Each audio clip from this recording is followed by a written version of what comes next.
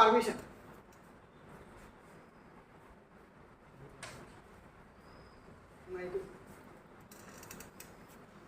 ইয়াত থাকিব আপোনালোকে চাই পাব প্ৰথমটো হৈছে আঙুলি পাঁচটা উঠাব পাঁচটা আঙুলি আছে ওকে প্ৰথমটো পাৰমিশন তাৰ মানে অনুমতি অনুমতি ল'ব লাগে দুই নম্বৰটো আমাৰ বিসি খ্ৰীষ্ট কোৱাৰ আগৰ জীৱন বিসি তিনি নম্বৰটো টিপি টাৰ্নিং পইণ্ট ক'ত আমাৰ জীৱন সলনি হ'ল আৰু চাৰি নম্বৰটো এডি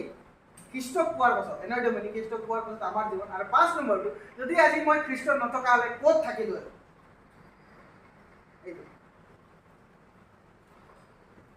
তো আপোনালোকক যদি নোটটো লাগে আমি দি দিম লিখি ল'ব পাৰে আৰু ইয়াৰ বিষয়ত অলপ আমি কথা পাতিম